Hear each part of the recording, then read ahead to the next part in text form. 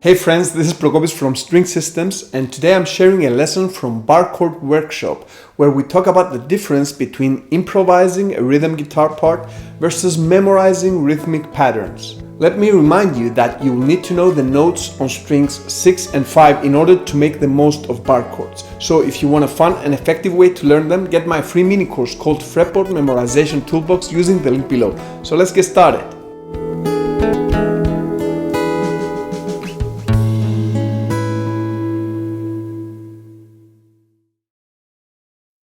I'll explain why it's essential to be able to improvise rhythm patterns, and then I'll show you a fun way to practice this important skill. First of all, improvising a rhythm guitar part doesn't mean playing something different all the time. In fact, if the song requires it, you may end up playing the same exact rhythmic pattern all the way through. And if you think about it, all the rhythm guitar patterns that people memorize were actually improvised by someone at some point. Now, what I want to talk about is how you get there. How do you get to the point where instead of recalling memorized patterns, you just improvise and good rhythm playing comes out naturally? I've taught guitar professionally for 19 years now, and I can safely say that memorizing rhythm guitar patterns is not the most effective way to become a good rhythm guitarist. I agree that it's sometimes important to look at rhythm guitar parts and see how they work in a certain style and so on. But just memorizing them will not get you where you really want to go. You see, when you play rhythm guitar, you're part of something that's alive. That's especially obvious if you play in a band, but it even applies when you play on your own. There's energy in the music that changes in real time. Good rhythm players respond to these changes of energy intuitively. They can play louder or softer, more complex or more simple, change the rhythm pattern, or even step out and don't play for a bit. It all depends on what's happening in the music. This is extremely important if you're supporting an improviser or a singer. The soloist may go up in energy or cool down, and if you don't respond accordingly, you can ruin the mood. I have a friend of mine, a drummer, who is self-taught and not extremely advanced, but he's one of my favorite drummers to play with, exactly because he does this extremely well. He always listens. I feel that he supports my soloing and helps me play better. He responds to every nuisance.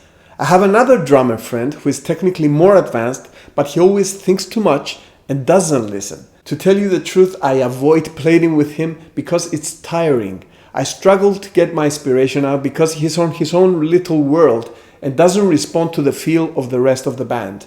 The same thing can happen with a rhythm guitarist. It's not about how many patterns you can play, it's about sensitivity. That's why I rarely teach rhythm patterns. There's a place for that sometimes, but it's more important for a rhythm guitarist to practice playing improvisationally. Now, in the beginning, you may feel lost when you try this, but pretty soon your response to what's happening with the rest of the instruments will guide you to play what's needed. Mature rhythm guitarists end up playing all the right patterns without ever memorizing them. The patterns just naturally come out, and good players are flexible so that they can adjust them when the music requires it.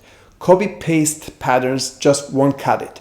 They're great to help you get started with a specific style of music, but they're not enough.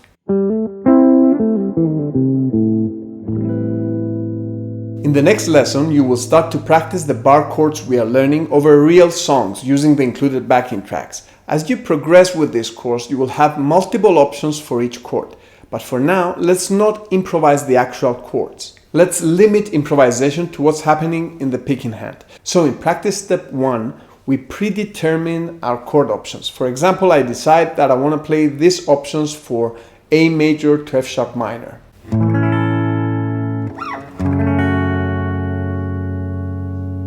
Practice step 2 is to experiment with this choice without any backing track. Just you and your guitar. Try strumming, arpeggiating, fingerstyle, whatever you want.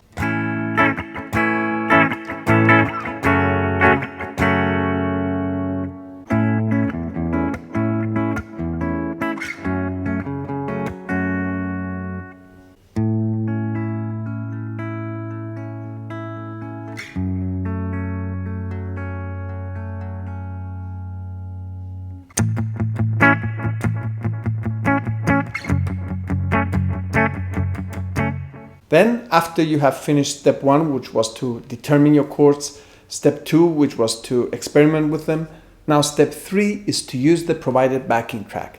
Make sure to pay attention to the mood of the track, what the other instruments are playing, and react to that. Listen to what's going on with the drums and the bass. Try different effects for your guitar sound. Feel free to go wild and experiment. That's how you will build the confidence to improvise your rhythm parts, through free experimentation. Enjoy the practice process and let me know how it goes. When you're ready, I will see you in the following lessons.